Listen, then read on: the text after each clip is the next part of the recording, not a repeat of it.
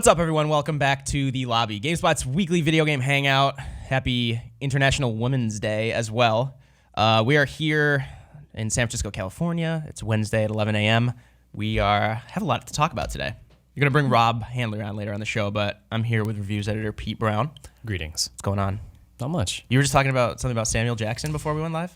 There's some video he was in yesterday where I think he was looking at the top Google searches that auto-populate when you put Samuel L. Jackson. Mm-hmm. And the second one was, does Samuel L. Jackson like anime? He was like, hell yeah, I do. Hentai too. I know someone else that likes anime. Kelly Plaggy, what's up? Hey, that's a great transition. You've been doing a lot of anime coverage here lately, haven't you? I have. If you go on GameSpot Universe on the YouTubes, you can see both Peter and Mike watching anime. Keijo and Food Wars. Mm-hmm. Food Wars? Food Wars. That one was... Shokugeki no Soma. So what does that mean? It's a battle. It just means Food Wars. That show sort is of. Battle like between foods. Borderline hentai.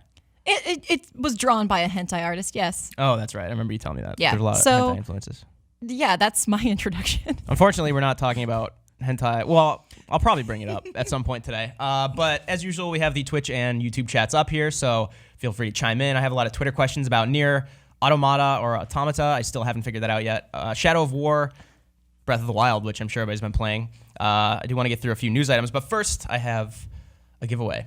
We have this like vault of kind of special editions and whatnot at GameSpot, and we've been trying to empty it out and do giveaways. Take our trash. We have a few amiibo. Unfortunately, it's not a Breath of the Wild amiibo. This is, as you can see, Princess Peach from Zelda.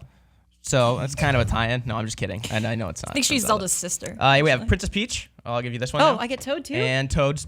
I almost said Toadstool. He's so cute. Yeah. And then we have a Pixel Pals too, Luigi. Oh, I get Callie, all of them. I'm just like assembly lining these into your hands. Get all the Nintendo things. So GameSpot's going to tweet out about this giveaway. Follow GameSpot, retweet that tweet, and then later on the week we'll pick a winner based on just kind of we'll randomly pick a winner. I don't know how else to describe that. But yeah, I'll bring this back up at the end of the show, and I'll remind you that. Cool. A few news items to get through before we get into the bigger segments today. Ghost Recon Wildlands that released yesterday. If you're watching this now, well, you would be because it's live. Ghost Recon Wildlands from Ubisoft. It's out PS4, Xbox One, PC.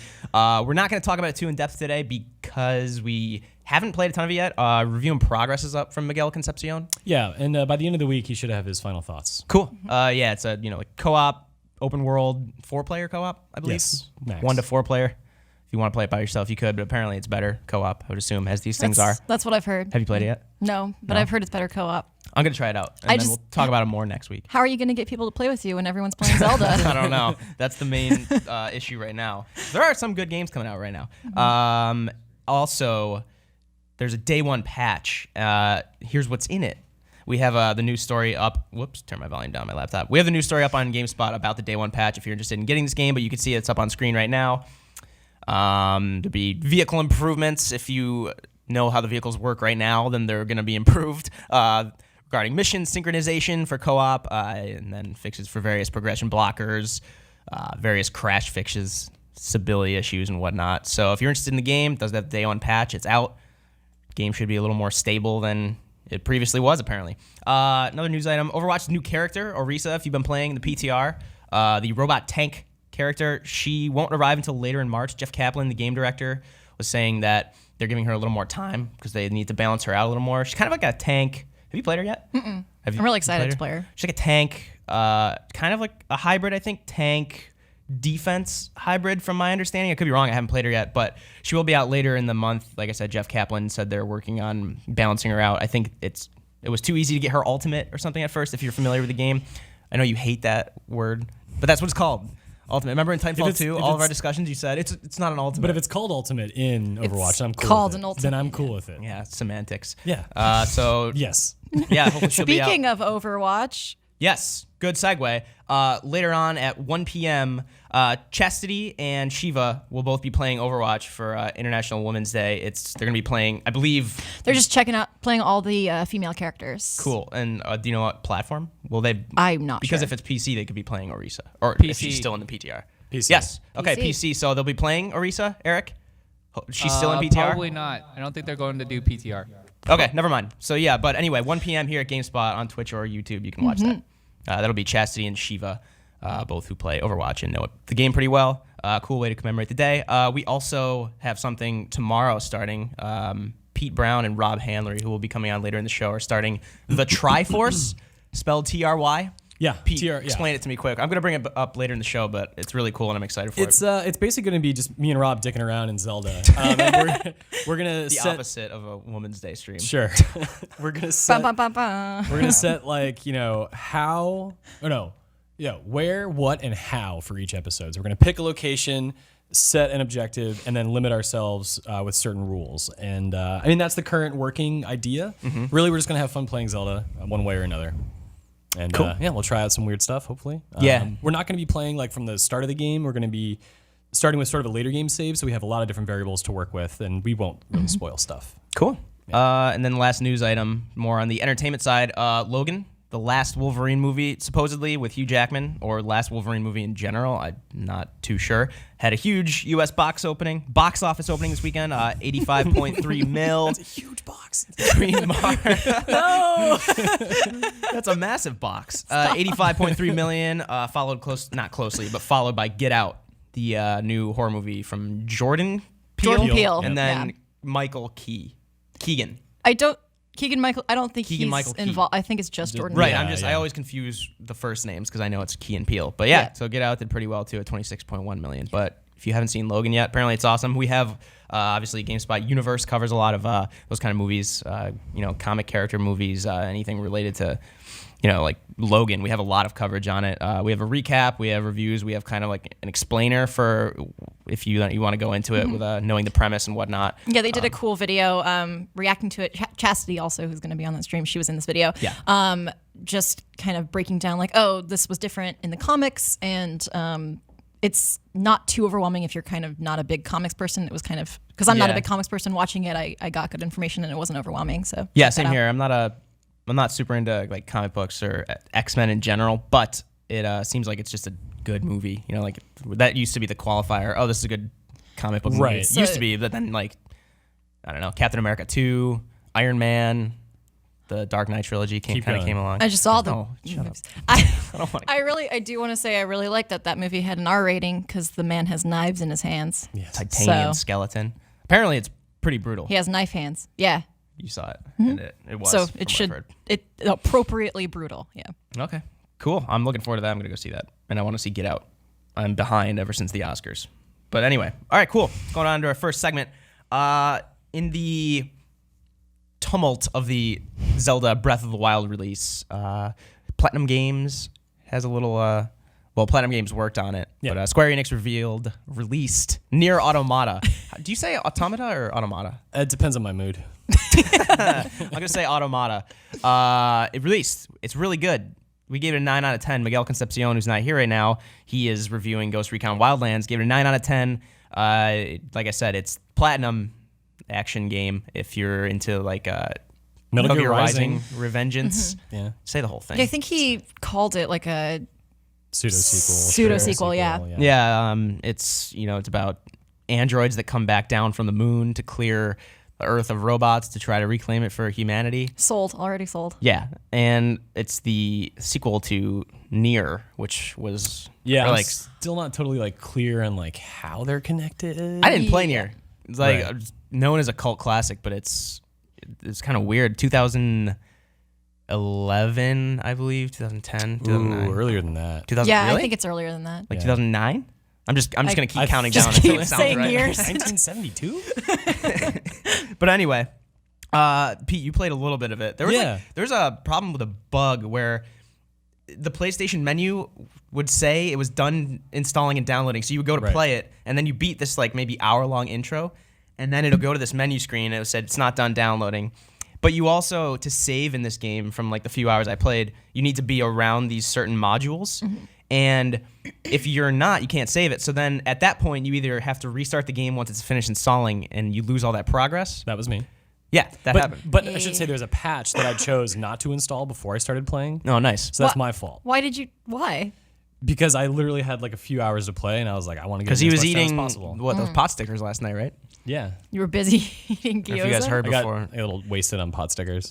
And Zelda. This game's fun. You can see here if you're watching video, you have pods and whatnot. These are kind of affect your abilities. Also give you the ranged attack, but you can tell it's that Bayonetta, Metal Gear Rising combat. It's pretty frantic, heavy light attacks, but then dodging, juggling maneuvers and whatnot. Pretty stylized. But the game starts off very different from the footage we're looking at right now. Yes. It starts off you piloting essentially a mech in flight mode. All your comrades get shot down, and then you have to sort of navigate like a few scenes where you're going up against other ships. It's very much like an old arcade shooting game, and that was like a really nice treat at the beginning, particularly because I like that stuff. And I noticed some of the things that it borrowed from across that genre, which is nice to see. It was almost like the developers were like, we love shoot 'em ups. We just want to do something with this. Yeah. Just for funsies. Yeah, and it was a really fun little intro. But the next thing that really struck me about this game was, yes, the combat is great. The world is interesting to look at. The soundtrack is really good. Yeah, people in the chat are mentioning that right now, like too. That's like the first thing people mention. Like these Baroque organs going on. Like it sets a really interesting tone with like the gothic sort of outfits that the characters are wearing. Yeah, there's the thing that stuck out to me the most, even from before I got to check it out, even just I sit next to Miguel, so watching him play, was that this game has so much style. Yeah. From the UI, which I actually really love the UI. It's gorgeous. Looks like Metal Gear. yeah, like even regular Metal Gear games. Yeah, which I don't normally. I mean, I care about a bad UI more than I care about a good UI, But I think it's really, really beautiful. But also just the style. Like she's very chic. I love her outfit. There's even a very cheeky, if you will, trophy you can get for You've been looking. planning that for days. I have. Butts. For looking up her skirt because people were kind of complaining about her outfit, but I would cosplay it. It's awesome. But on top of that, I mean, you can see here, like her style transcends just her outfit and goes into the way she moves, and the movement really stuck out to me as well. Archangel3371 in the Twitch chat was asking, does this have a New Game Plus mode? One thing Miguel liked about it was that you can... I'm almost spoiling things, aren't I? No. There are multiple endings, Yeah. but you can see it from different perspectives, like what's the Rashomon?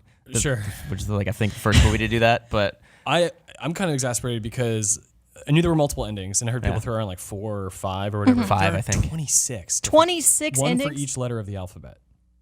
I thought there were 5 multiple endings in Nier Automata. I just said there are 26 multiple endings. Really? Fuck. But you can also you see things from different perspectives because you're 2B in a lot of the footage we're watching now, but then you also have a 9S. 9S was the character from the beginning. But what? Your boy. Oh, That's 2B's boy. Your boy. 2B boy, to be or not to be boy. You have to spell it BOI. I should. Boy. You guys need to cut me off when I go into dumb jokes like that. I really like how this game shifts, like you mentioned, Pete, from like a bullet hell to this top-down kind of almost sometimes isometric, but then it becomes this side-scrolling platformer at some points.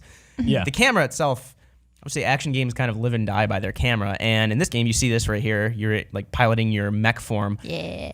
It switches really well between them. Then you hear the top-down view right here. It's a good timing on our It's gameplay. like It's like a twin-stick shooter at that Sure, point. yeah. You'd think it would be overwhelming, but it's not. Yeah, like you get especially with and I take exception with the term bullet hell, if I may. It's a very Ooh. specific genre of shoot 'em up, and this one doesn't quite hit that. But Okay. it is still kind of frantic, but you do have the ability to chop down the bullets that are coming at you with your sword. Oh. So unlike most shooting games where you have to simply dodge them, now you get a chance to actually like blow them away. And like a few games in the genre had done. It seemed for a minute because the ship you had would like transfer between like black and white. I was like, oh, are they going to bring Ikaruga mechanics into this? But that sadly did not come to pass. Although maybe it will. I'm only an hour into the game. Oh, it's so stylish. I love it. Like Harajuku in the future. Yeah, Miguel, who had reviewed it, he was saying one of his most positive takeaways was the story. It's Yoko Taro, the director, who's kind of known for his weird stylized worlds, did the first Nier. That's still very much present here, despite the fact that Platinum worked on the action segments. These robots are kind of cute, the ones that you're fighting the whole time. Yeah. They look dumb, They look but very dumb. endearingly dumb. But even within the first hour, they ramp up in an interesting way. It's not like necessarily novel, but very rapidly the game is like, okay, these guys only have melee attacks. Now they have melee and ranged attacks. Now they're wearing armor, or like now it's they keep ramping up the difficulty and the variables you have to juggle very quickly. Yeah, a lot of people are mentioning Platinum Games kind of needed this. Yes. Yes. Because what TMNT was the last one they released? Yeah, Was that their correct? licensed licensed. stuff is Yeah. always kind of weird. Transformers is the only one that really struck a chord with people, and even then, it was like, yes, because it's a basic game and it does the basics fine. But it's been a while since they've had their own game, really. Sure, yeah. But yeah, this game is fun. I've only played. If there's 26 different endings, I've only played like 1/52nd of this game. I don't even know what that Well, some of the fraction is. endings I think No, are that's- accounted for like It's too big. by the way you die, or like if you do some Half weird of one stuff. playthrough. No, that's. So like I got an ending technically because I died. So when you die, What? the game starts to scroll the credits, and then it's just like yeah. and it like goes right through them, right? And so there's a lot of like weird, quote unquote endings. But Okay.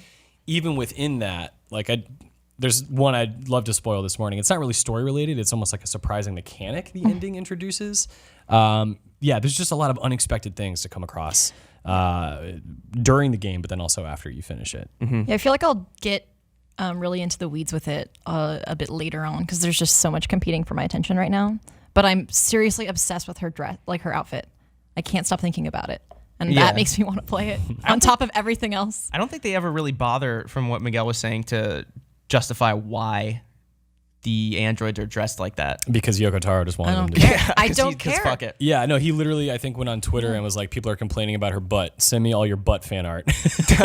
Like he's just kind of no apologies. Like this is what I like. That's what I'm Gotta gonna do. go find that later. Yeah. So between their licensed games and their kind of recent failures, and then Scalebound being canceled, this is good for Platinum Games, I would say, having worked on the action parts of Nier Automata. So if you want to go read deeper into it, Miguel Concepcion's review is up on GameSpot. Again, he gave it a 9 out of 10. That game is out now, so go play it. It's very good if you don't have anything else to play, which you probably do. But not to take away from Nier Automata, but go check that out, and then leave your comments in the review, leave your comments on this video if you're watching this on YouTube or GameSpot after the fact, and let us know what you think about it. Cool. All right. We're going to get into Zelda a little later in the show because there's a lot to talk about with that game, and I don't know when we'll ever run out of things to talk about with that game. It's one of the reasons we like that game. But we want to be fair and talk about all the other things that are on the Switch or coming out on the Switch. Let's be fair. Let's be fair. What? Let's be fair. Let's be fair. Zelda is not the only thing on the Switch right now, and it's not the only thing that's coming out on the Switch this year. Thank God. We want to talk about our favorite current or upcoming Nintendo Switch games, or most anticipated upcoming Nintendo Switch games. Callie, I'll start with you because you seem excited. I'm so excited. So Hit me with your first one. One that I cannot wait to play on Switch is Stardew Valley. It is coming to Switch. Yeah. One of the many indie games. Nintendo actually has a really surprisingly robust selection of indie titles coming up to Nintendo Switch. I'm sorry, Nindy. Nindies. Excuse me. But when I first played, Stardew Valley is one of my favorite games of 2016. I really love it. And when I was playing it, I just was always thinking I want to play this in bed. Like, this is so relaxing. And I have a gaming PC, so I wasn't going to play it in bed. The first time I played it was when I had like a very, very high fever, and I played it for like 12 hours and didn't remember any of Mary it. looks like she's got a high fever in this video. Yeah. She's really sick. Mary Kish, former GameSpot So fame. mean. Wake up, Mary. It's funnier if you know how much she played this game. Mary Right. Kish, former GameSpot producer, played a lot of Stardew Valley. I think it was like her number 2 game last year or something. And it was her first and last review for us. Yes. Yeah. So she came in, went out with a bang. I guess, this game's not really. Explosions. I went home every day for several weeks and played this, and I think in a month I logged 160 hours, which is a lot. Yeah. And What else did you do that month? I went to work, and that's it. And ate? And I forgot to eat. I actually forgot to eat dinner playing this game For a month? Not for the entire month. But I just think it's the gameplay is really suited to the Switch, and I know, like, I already own this. I will buy it again for Switch. And if you haven't played Stardew Valley yet, I think if you have a Switch, it might be a really great place to play it. Can't guarantee that, though, because I don't know if the control screen is weird. But I would say that might be having it portable and being able to just kind of play a day or two at a time would be awesome. Do you mean you don't know if like it is mapped well to the Switch, the controls? Well, yeah, I mean, like, I can't guarantee that the Switch version is going to be great. The console versions did have a few control hiccups, if I remember correctly, or some other hiccups. There was like a saving problem on Xbox One. So I can't guarantee anything, but I would say the Switch is a really good platform to try it out on. And hopefully the touchscreen helps, I think, alleviate some of those issues. Yeah, especially because when it's designed for PC, inventory management is much easier with a mouse and keyboard. But yeah, I think that's a good point. I think touchscreen will help too. There was going to be a Vita port back in the day, and it was canceled, right? So this is kind of like the spiritual successor to the Vita port. As the Switch is almost the spiritual successor to the Vita. Yeah, I think. Yeah, in a lot of ways. Pete, what Switch game are you going to be excited about? I'm excited about a few things. A couple games which are, well, one of them is just a port, I Am Setsuna, which was an RPG from Tokyo RPG Factory. Very reminiscent of Chrono Trigger, and has sort of like a very sorrowful story. And I started playing that again the other day, and that game is still good. It's still a good RPG. It's not amazing, but I'm glad to have an excuse to maybe play it again in my off time. Also, Fast RMX, which is almost a port of Fast Racing Neo from Wii, but it adds in a few new tracks and stuff like that. That is like a great amalgamation of conceits from F-Zero and the Wipeout racing games.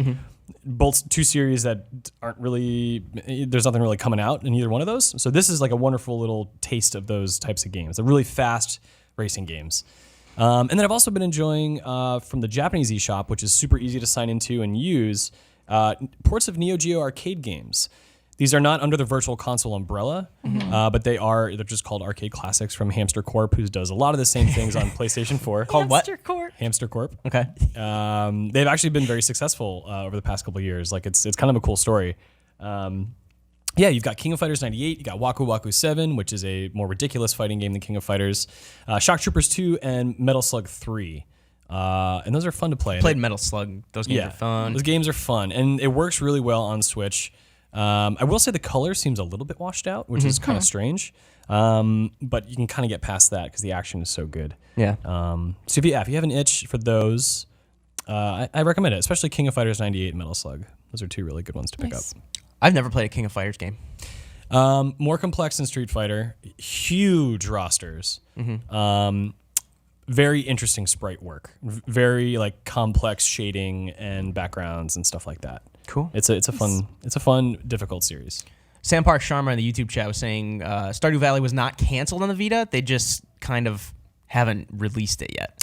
Right. So I guess. I don't know. Maybe I don't know if maybe that'd be funny if like today they're like, yeah, we officially canceled it. It's coming to the No, I Switch. mean that'd be What great more if do it you came to Vita. I mean, games should live wherever they can. Yeah. I think. Yeah. Callie, you were talking about Tumbleseed today? Yeah, so during GDC, I did go to an Indies event, and God damn it, Pete Nindies. Stay on message. and Please help me, there, everyone. Stop. There was the big standout. There were several games there that I really enjoyed playing, and the standout for me was Tumbleseed, which is. They describe it as a roly roguelike, and basically you're this cute little seed. It's deceptively cute. So you roll on this tree branch, and you can see it kind of in action there, but it's super, super hard. I played it for probably 45 minutes with Joey, and he and I had a lot of trouble even ascending the mountain. So basically what you're doing is you're trying to climb up this mountain without falling into those holes. And you have to manage a lot at once. So you have to figuratively and literally balance everything you're doing. There's lots of different powers, and so you can like plant a flag and that's your checkpoint, or you can put thorns on your body. Oh, that was very good timing. And I couldn't stop playing. I had so much fun with it. It's coming out in spring. And if you want a full roundup of indies from GDC, we have that on the site right now. Go check that out. Wait, so does it use like the gyroscope and the gyro? Gyro. The hero scope. Yeah. I played just with the analog sticks, just because it would be way too hard to play with the motion controls. It's one of those games that seems kind of deceivingly simple. Yeah, it looks very simple. It's very charming art, and it was punishingly difficult. Really? Yeah. Okay. So the article that you put up has about 13 It's games 13. that look great, and I think there are 64, like 54 games that they announced, Yeah. indie games. So the Switch is going to get a pretty nice injection of stuff. Yeah. And I think that's all supposed to be this year, right? Oh yeah, most of the stuff they showed was this year. There's like Snake Pass, which is a That looks very interesting. very interesting platformer where you're a snake and you have to slither. So the movement is really unique. Like you don't like snakes. you don't like move and jump. You kind of like You have work to your way. You like corkscrew your way wind. around things. Yeah. Enough then you're gonna hate it. It's like You me would when I'm hate it. drunk. But yeah, if you want to check that out, we have a list of 13 coolest games you've never heard of, and it's not at all of the games that are there. And so I'm very excited. Those are all like soon to release. Yes, most said of these at it's GDC. and it's also not just Nintendo Switch games on that list. But the ones we saw Celeste, which is this really hard platformer that was awesome. And then Graceful Explosion Machine, which is an arcade shooter that I really liked, and it's also gorgeous. Cool. So Awesome. Have either of you played Snipper Clips yet? no, I want to play it so It bad. looks fun. I've touched it for like a couple seconds at an event, not enough to get an impression. But It keeps coming up because that's the one that people are saying it makes like good use of the Joy-Cons at least, or it kind of shows how you can play cooperatively with the Joy-Cons. yeah. Yeah, I don't know. I haven't touched it yet. Yeah, I have It looks good. a friend whose wife doesn't play a lot of games, and they were up until like 4 a.m. playing Snipper Clips yeah. together. I will snip you. No. No, I think you have to like cut like shapes out of each other to then satisfy like objectives, like in a in a It's a wholesome game. Yeah. Cool. Very good family game. Bomberman. Have you played it? No. Rob Hanlery's he played a little bit of it. Play a little bit. Yeah. Bomberman 64 was really fun. This is a very different game. I know. Bomberman 64 was what, like 99? 97. I don't know. But here Who we're knows looking years? at Bomberman. Clearly, we've established that you don't know years. Wait, no. Neither first of us Nier was do. 2010, by the way. So I was right the second time. Yeah, you're looking at Bomberman here right now. Yeah, I think this might have been. Here's Justin, Nick, and Chastity playing. Reviewer Jason DePriel gave it a 7 on GameSpot. It's a good game for him. I think this game requires a little bit of nostalgia and really understanding what you're getting yourself into, because it's not a really complex game, but it's certainly one of those things that works great when you have multiple people to play against. That said, there is like a single player mode, with story stuff. But Yeah. From what I've heard about 1-2 Switch and how it's supposedly designed to be a party game, but you kind of have to be quiet. Kelly, you were talking about this. I played it at a party with a ton of my loudest friends. Everyone was drunk, and we had to continually tell each other to shut up, and it basically killed the mood. And then we had to play Baby, the one where you rock the baby, Right. and literally everyone left the room except the person who had to hold the baby. well, I don't want to confront being an adult. I'm out of here. Yeah, everyone was like, time to pour another drink. Yeah. And so there are some games, like I think the milking one, you don't need sound, and that is a hit because of the obvious giggling that happens. Rob, yeah. Watching Rob play is I really didn't like good. that wizard game. I didn't get that. I didn't right. like Wizard. looked- The baseball one sucks. Hate the baseball one. Sir. The tennis was difficult as well because it's like audio. It's like that Nintendo Treehouse so rep looks really bored Krista. until now. well, so I you like have Krista to, a lot, You have, no, yeah, they're both great. You just have to like really listen for like the sound the ball makes. So if you're focused on your opponent at all, you're kind of like gonna lose. It was very fun. I think the only one that's really good for a party is the soda shaking one, because you have to look in each other's eyes While as doing- you shake the Joy-Con in a certain manner. The camera's not on us right now, but I'm sure you can imagine. And there were a lot of laughs to be had about that one. Yeah.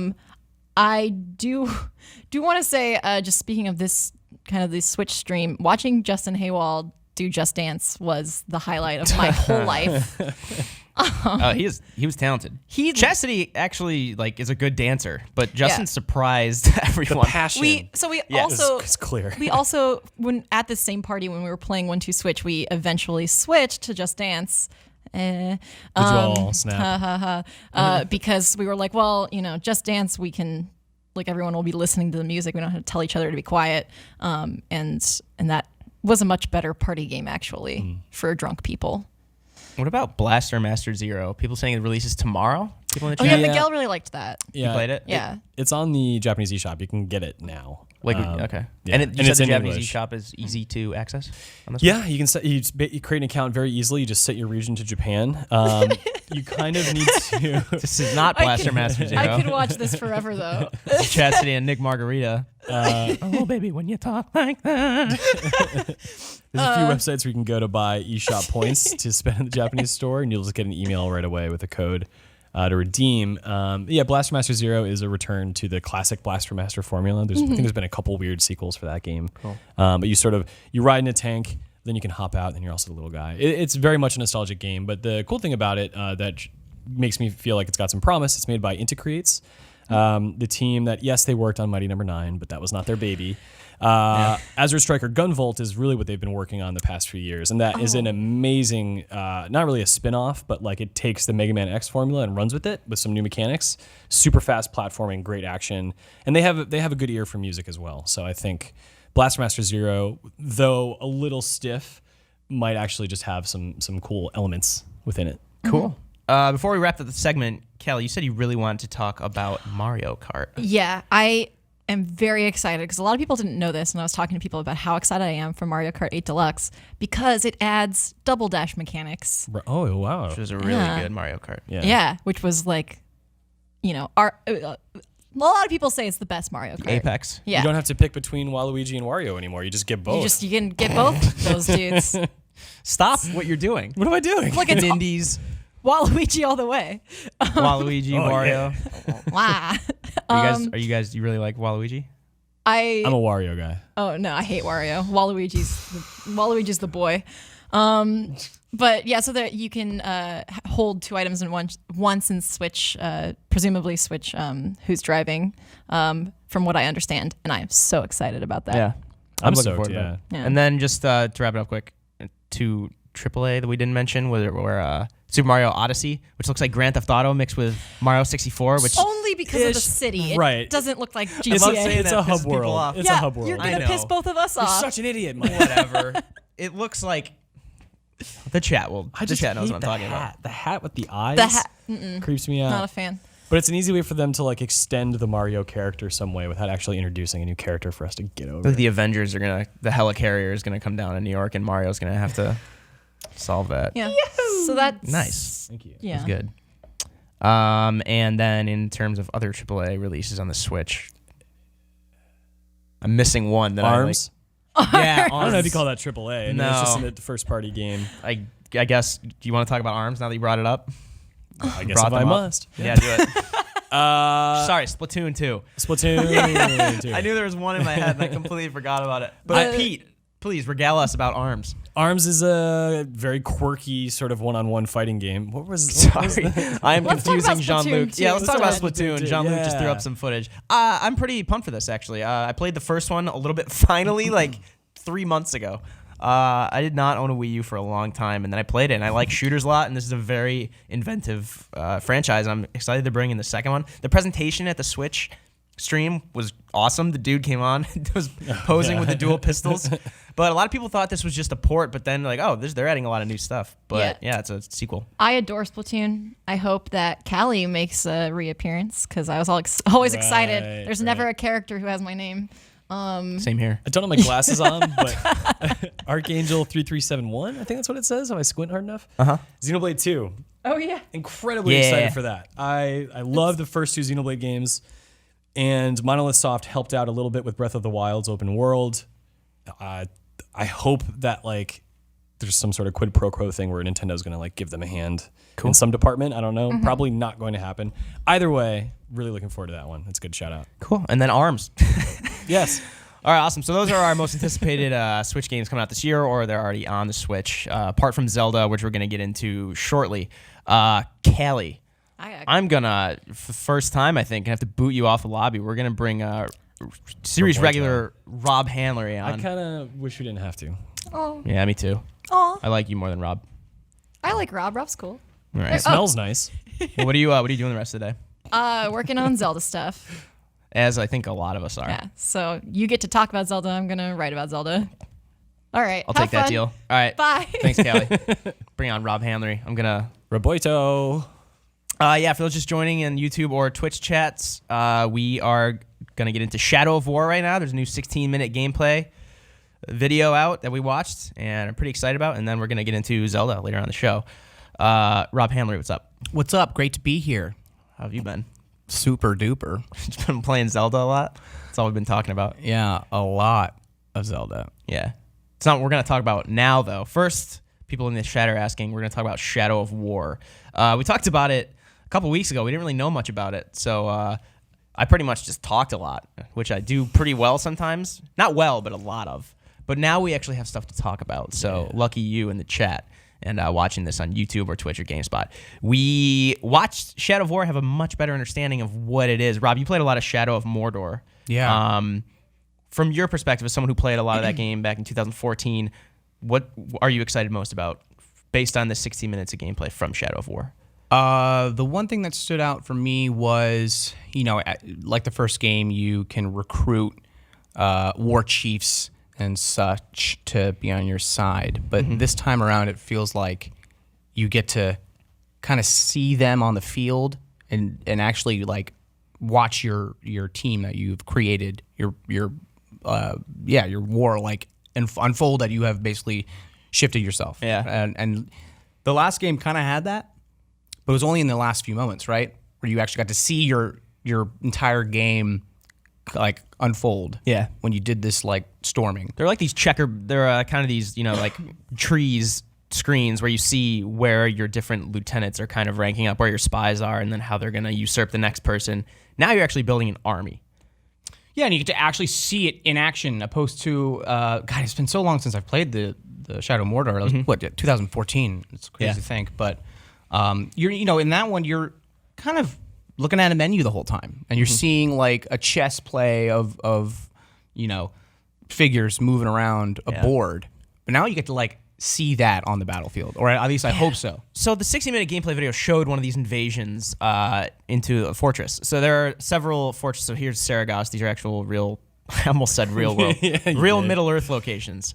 You have Cirith Ungol, Minas Morgul, Osgiliath. You have, it looks like based on the video, what are you smirking about? I like Lord of the Rings. I know, but I just love your memory for everything you ever encounter. You retain I read it all. Lord of the Rings a lot. It doesn't matter. Anything I throw at you anyway.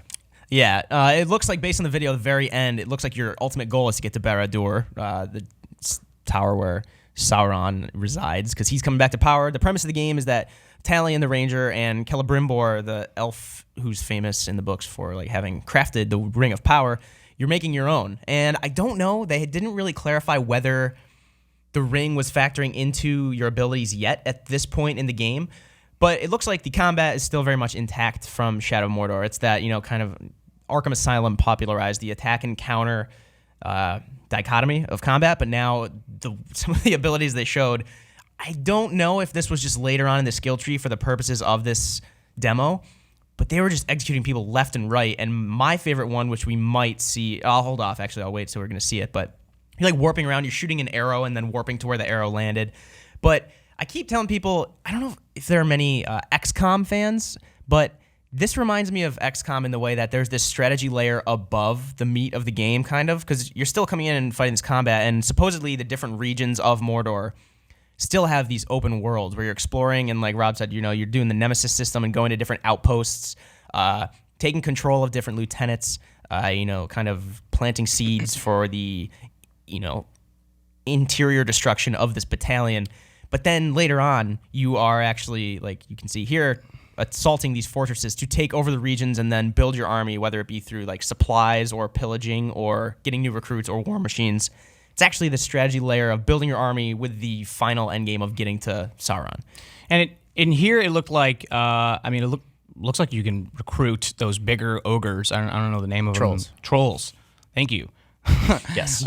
Those guys clearly are, stronger, and you can imagine, hey, I'm going to use this troll to be my front lines, door smasher. Mm-hmm.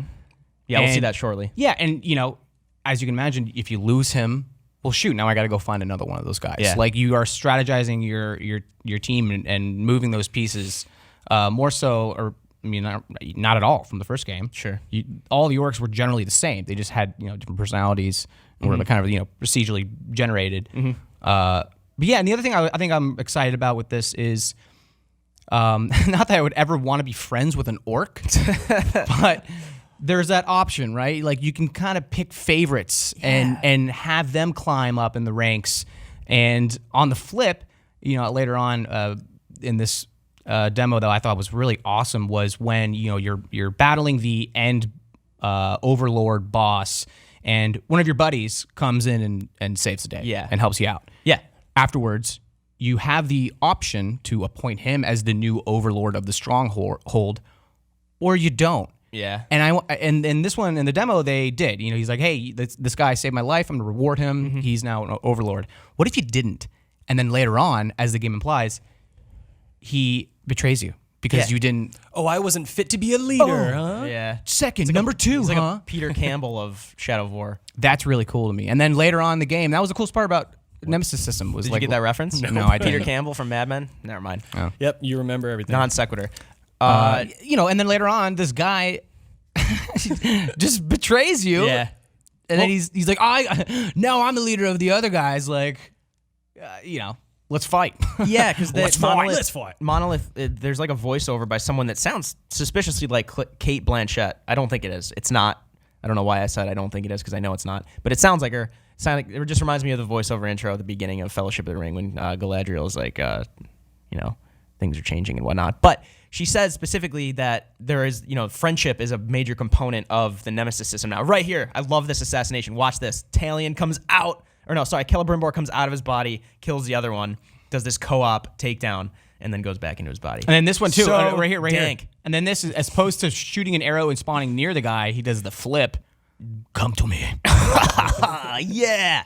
Yeah, it's what we need. God, I forgot how satisfying it is to Yeah. cut off an orc's head. The second, There's like, a lot going on in this game. the second or two I saw that, I was like, oh yeah, that's this game. I forgot. So I, based on stuff last week, you guys know I didn't really play a whole lot of the first one. Yeah. But seeing this, I now want to go back and play that so that Yeah. I can come into this Yeah. as armed as you guys are with knowledge and excitement. Because this does look really cool. And I know outside of this, we're going to have the stuff that was in the the core of the first game. At least I hope. So yeah, like this seems like another one of those experiences that is just different and like meaningfully different in like a big way. Yeah, the whole, angle with it that they're trying to go for is that they're expanding the Nemesis system to not just be about these enemy leaders, but bam, you have a spy that you've had a few months in here, and he's just been planted, and he happens to be a sniper who saves you. But yeah, cocky he is.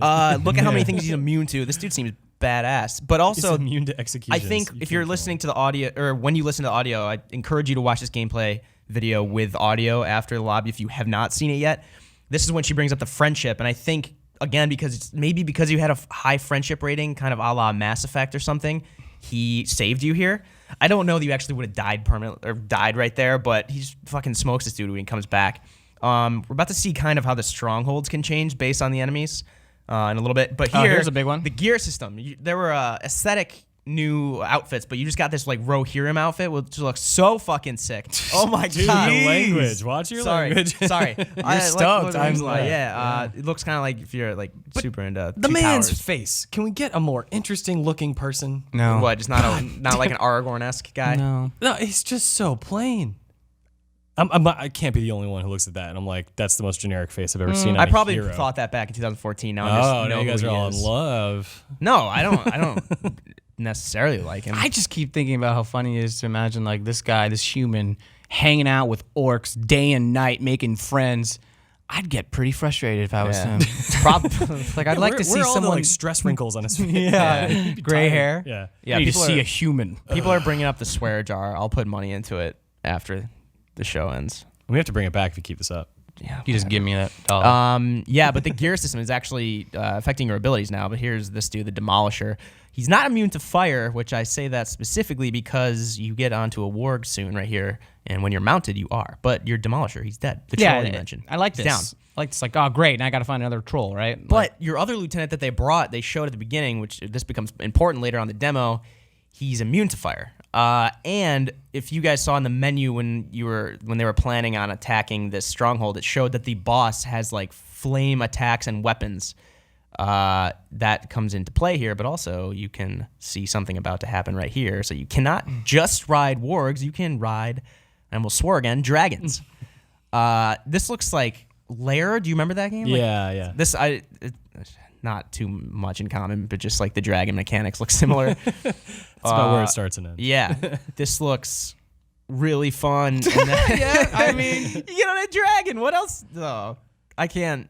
You're just raining down fire. Like, imagine like if the Witch King comes at you on his Nazgul and you're just in an aerial battle, kind of like a Dragon Ball Z thing between a wyvern and that screech, that like Yeah. yell. That we got the boss battle coming up, but yeah, I'm interested in how this game is going to combine the open world and combat mechanics with the overarching strategy layer, because they kind of describe it, but they don't really show it in execution too much. They say that once you take over this fortress, that fortress will be the hub for that region, and it'll be, depending on the overlord you put in place to govern it, he'll dictate whether you get new recruits for your army or new supplies or maybe like new war machines. But here you see he's about to take over this Tugog guy with he's his freaking out because he just showed up on a dragon.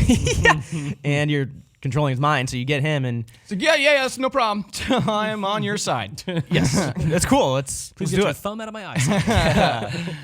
So now he's you just recruited him. He's gonna help fight for you all of a sudden, and of course now you're coming up to the final Overlord boss battle, which is pretty cool. This shows how the Nemesis system affects the strongholds soon, and Slow walk in. yeah, I wish I really never walk hope that slowly in video. I really hope, compared to the first game, that there is a lot more diversity in terrain and in areas, opposed to what the first game just had like two. You know, First one had like the typical igneous rock of Mordor, and Exactly. then that kind of lush region. Yeah. but barely. Barely. Yeah. So here we go. Again, the narrator's talking about how depending on what overlord there is, this boss fight arena will be different. This dude favors fire attacks, and obviously you could see he's this massive troll, Slow but he's got clap. these like two podiums on either, or two pillars on either side of him that become these flamethrowers. But this boss fight plays out differently depending on their preferences and their abilities. So this dude is very much into like flame-based combat, so that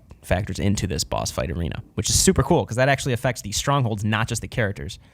I really want to know how many strongholds we Yeah. might see in a single playthrough. How limited is it? Or Yeah, I mean, because if this is like, generated through like some sort of algorithm or whatever, and there's like a lot of them, like this is really impressive. But I have to imagine that outside of the boss arenas, a lot of these are going to have to be handmade. Yeah. Unless they somehow manage to just generate them randomly. So they do for the first game. I definitely I forget at what point, but toward the later parts of the game, I was seeing like similar guys. As far as war chiefs. Yeah. Like, wait, I've seen you before. You sort of like defined enough variables that the game just doesn't really Yeah. have any grounds to mix it up. Yeah, and that was like, a little not disheartening, but it was like, hey, wait, didn't I kill you and you're back? yeah, So I'm interested to see how they do that, because again, they talk about each orc war chief having a different story, right? Bring their Right. own like story to the table, like emergent gameplay, as it were. yeah. I'm curious to know to what extent will that be, right? Yeah, earlier today, Grant Wilson on Twitter was saying, do you think Shadow of War risks alienating players the first game with this new tower defense style fortress system? I don't think it's like tower defense, but I get what he's saying, and that's kind of what I was just wondering. How much like the first game will this be if you liked it? With the open world and the combat, like how is it going to factor into this overarching strategy layer? Because they show how it implements into the combat, but they don't show too much of the actual strategy, like UI and whatnot. Well, we and how got it two affects fans it. right here. I mean, would you want a second game that was functionally similar to the first one, and just with the narrative being different? I mean, I would like that, but no, I think Rob, you and I were talking about it yesterday. This seems like it's like a full-on sequel in the sense that it's changing things up. So Right. I think it risks alienating players from the first game, but I'm excited for it as a huge fan of the first game. That was my game of the year in 2014. I'm really excited for this. Even outside of like the Lord of the Rings fan service, I can't wait. This seems like, again, XCOM 2 was one of my favorite games last year, and this isn't a turn-based strategy game, but there's still that dichotomy between the strategy and the actual up-close action, which really excites me. I'm trying to think of a game that had a similar like region control mechanic of where it got annoying. And this game I'm speaking of is oh great, my fortress is being attacked again, so I have to fall back to this fortress Sure, or and sacrifice defend it. it Yeah. when I'm already trying to advance in discovering or exploration. Was it like Mad Max? No, I know what you're game- talking about. there was this game, and I can't think of it, where it was like I had to go back and defend it. There was an Assassin's Creed. There was an Assassin's Creed games did that. Assassin's Creed 4 or Black Flag, you kind of came up on strongholds like this, but then in like earlier in I think Brotherhood or Revelations, it was Revelations. I'm thinking of when you have to do that tower defense stuff, and it was awful. But after a while, you realize you don't even need to worry about those strongholds. But that's what I'm thinking of, at least. And here they're talking about, you appoint this guy here who his stronghold perk is that he will pillage the area and bring in more resources. So if I have to you know what I mean? Like if my intake of resources is now being diminished because I have to go back and defend this castle, I'm being distracted, and I don't know if I want so much for that. Someone in the chat, is it just Fallout 4? Yeah, I think that might have been Outpost it. or How whatever? often, Right. Whatever they're called. how often it would pop up, and I would say, forget it. Yeah. You just say, screwed. right? Forget Settlers. it. Sorry, I did my part. I'm a lone wanderer. Alec Brinnard earlier on Twitter also had a question. He asked if we think expanding on the Nemesis system is enough, as general gameplay doesn't seem too altered. Based on the depth they're going for with this, or what it appear they're going for, and this game, releases in August, right? It's not too far out. It's what? It's got to be close to 5 months away, less than 6 months away. Yeah, I'm super excited for this game. I think it looks like they're doing enough to make an actual sequel, not just an iteration on the first game. Yeah, I'm pumped for. Yeah, I mean, it makes sense. Like the last game, you just you built your army, and you did just a minimal attack with them, and here it's like, hey, you still have this army that you just created, and now you're waging war. Mm-hmm. Shadow of War. Yes, I'm super excited for this game. If you haven't watched it yet, we have that 16-minute gameplay video up on GameSpot. I encourage you to go watch it. You just saw the entirety of it. We watched quite a lot bit of of it, it, though. but yeah, you can see how attacking these strongholds works. You can go watch that entire gameplay video. We do have we had a lobby segment a couple weeks ago about what we wanted, but now we know much more about the game. If you want to go back to 2014 and read a review, I don't know who reviewed that game. Maybe it was Kevin Van Ord. It was. He did. It was. Yeah, Shadow of Mordor is worth getting back into if you have a lull from Zelda or Nier or Mass Effect, which is coming out in a couple weeks. Go try Shadow of Mordor out. Highly encourage it. But other than that, let us know what you think of the 16 minutes of gameplay. If you're as excited as Rob and I are, and Pete, based on what you saw, not having played the first game too much. I'm excited. No, Chill I'm excited. out. All right, so let us know what you think. Cool. We don't have really much else to talk about. Did you guys ever play Breath of the Wild back in the day? That was my segue. I'm almost 100 hours into the game. You gave it a 10 out of 10. Gave it a 10 out of 10, and I almost punched everything. Diaz Brown. It's the second 10 I've ever given, and I think it. What was the first one? Metal Gear Solid 5. Shadow of Mordor? Yeah, Metal Gear Solid 5, which you seem to like a certain kind of game a lot. Open world, emerging gameplay.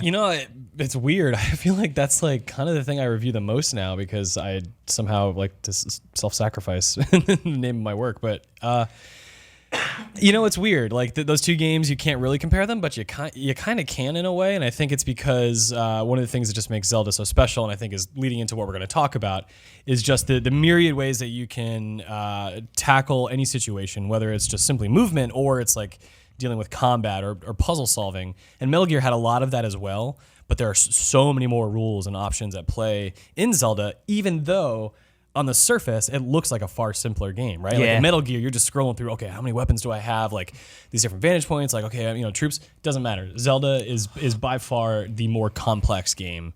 But it's because you don't feel the weight of that complexity that it's so nice and so refreshing and innovative. And for me, certainly makes me think about how I'm scoring games now differently. Yeah, maybe it's the art style, or maybe it is the sense of calm you get in some parts of this Hyrule, but it really does seem simple at sometimes. But then, you see stuff like this, hitting a bee's nest to drive these guys out so you can go get their weapons so they can't pick them up, so you can attack them much easier. Those bees are going to chase you too. Yeah. Better have some fire to get rid of them. Is that how you get rid of them? That's how I get rid of them. Because there's no right way to play. Right. That's what I want to talk about today, is kind of how seemingly every single person that is talking about this game that I've talked to, of the 25 people, is having a vastly different experience right from the beginning. You start off on, I don't know how... That's the thing with this game, spoilers aren't really narrative spoilers. I mean, there are, but this game, it's tough to talk about all the things you're seeing because you don't want the best part is how you stumble upon these things. But I can't bring myself to tweet about this game because I feel like even showcasing a weapon that someone hasn't found. You know, I find it 80 hours into the game. I could have found it a lot earlier, but I don't know when people are finding these things. So I don't want to rob anyone even of the existence of certain things. It's interesting how, again, like not linear it is. You know, the other day I think you and I were chatting like, oh, did you go to Kakariko Village? Like, yes. Okay, well, then you must have seen this along the way because there's only one path to actually go, right?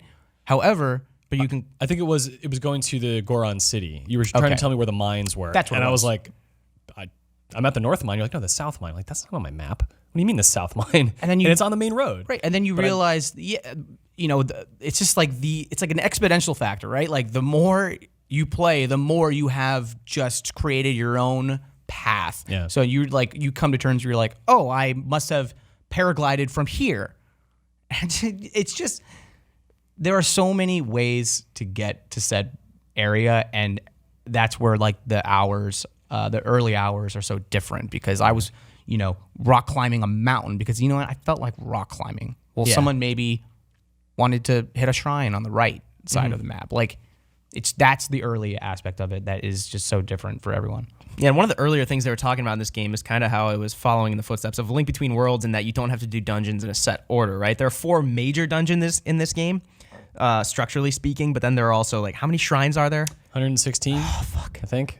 8. I'm so sorry. Yeah. This game is huge. And I've done 47 now. 100 hours. Yeah. Yeah. I went, right to the Zora, the Lanayru province, right, to do my first Divine Beast, and every time I go to sit down to play the game, I'm thinking, oh, there's a shrine nearby, I should do that, or I should go get this armor, which a friend told me was in this region, or I should do this. But then I discovered something new, and it pulls me off the beaten path in a way but it's not overwhelming, and it takes a while to try to, I couldn't put my finger on it for a while, why I love it so much, but this game, you're constantly thinking, right? I mean, we talk about how Horizon Zero Dawn just released, and that's a great open world game.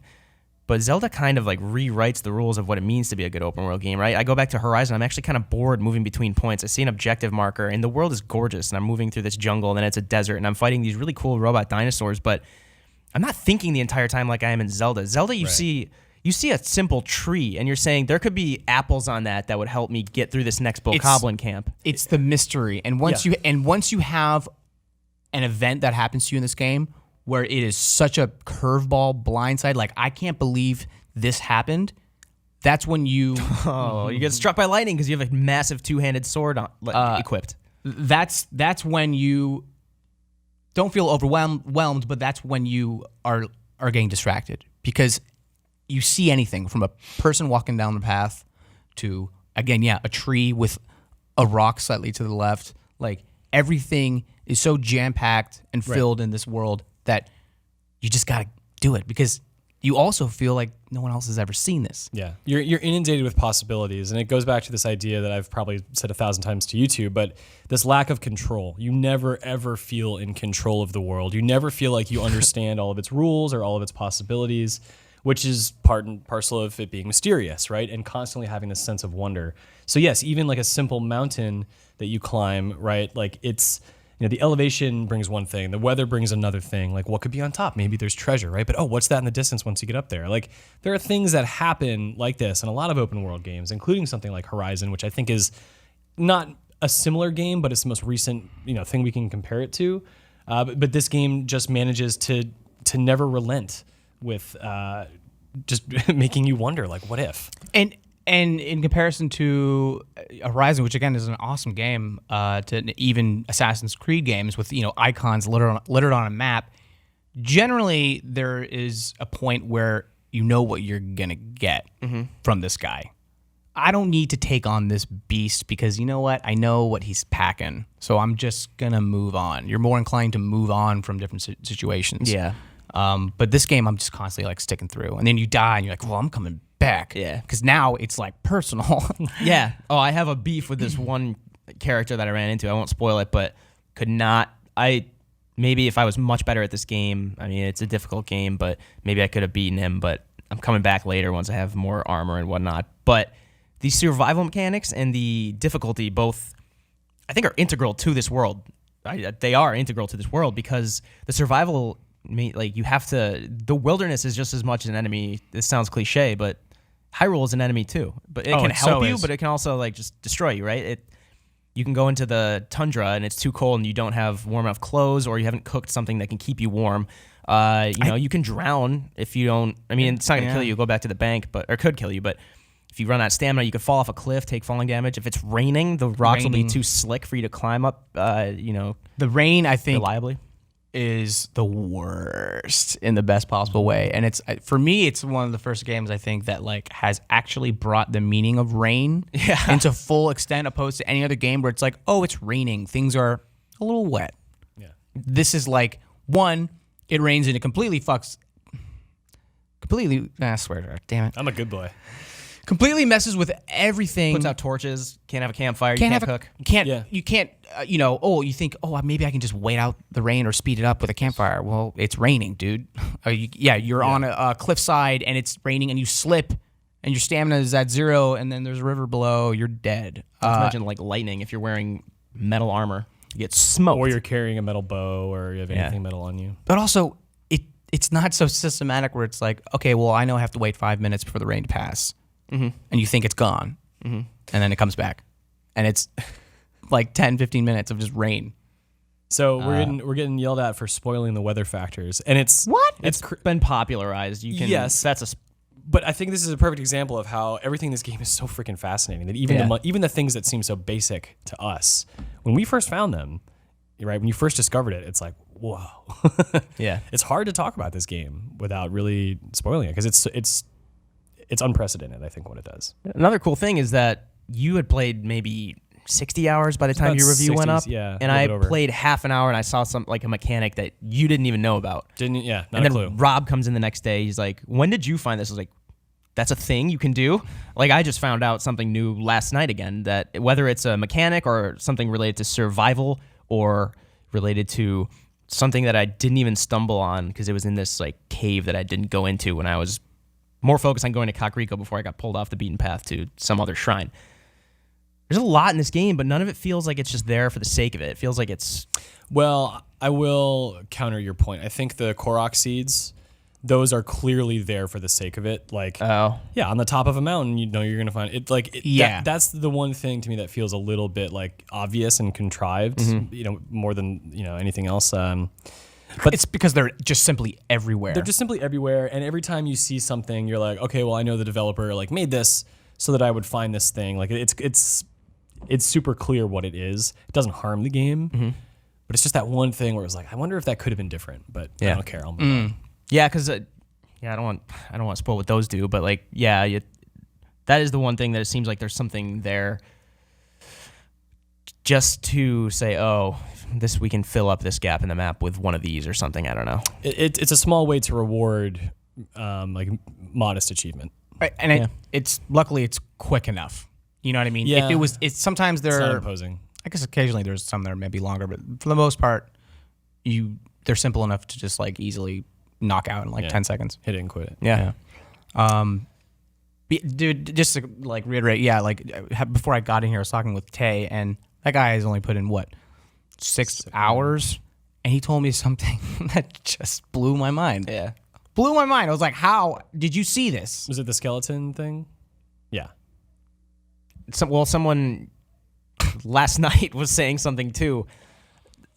There's a lot in this game. And it never feels overwhelming, which is weird because a lot of times open world games, even with Horizon, which there's not like, I don't want to just say Zelda's great because there's so much to do. Like, I think we've already touched on why I think it's all integral for the most part. But Horizon, it got overwhelming for some reason. There's not like half the things to do in that game and find out. But like, there's always some new mechanic in Zelda that encourages you for not just exploring the world itself, but exploring how the game works and connects you to that world, whether it's through the survival or the difficulty. That everything seems, and I'm talking to people in this game more than I have in any other game in a long time because they have these like, this dad will be telling a ghost story to keep kids away from this certain spot, or this person will say, oh, yeah, I saw something up there, and I'll read this rune that said, oh, there's this hidden artifact up there that people used to talk about, but now it's like flooded, so you can't get there. And it won't tell you where it is. It'll say where it is, but it won't like put a objective point on your map. It's up to Right. you to put the objective point through your Sheikah Slate scope or like. Or at best, look at your map and be like, okay, the guy was talking about a body of water. What bodies of water are around here? Yeah. Crap, there's a bunch. All right, Yeah. which one's it going to be? And then you get there, and then you discover something else, and you're just like, It's got a sense of geography and moving through it that I haven't felt in an open world game in a long time. I mean, you look at like Grand Theft Auto 5, which I think is one of the better open world games, and that makes it feel like a real world that's lived in that you can explore. But still, there would be like 10-minute periods when I'm just driving across Los Santos and I'm turning my brain off. In Zelda, because of the survival or because of the fact that there's probably something pretty cool around the corner, I never stop thinking and I'm never disengaged. And I say never because I've played 25 hours at this point and I still haven't gotten bored. You played 100 and you're still not bored? not even close to bored. Yeah. And the fact alone that I'm not even halfway done with the shrines.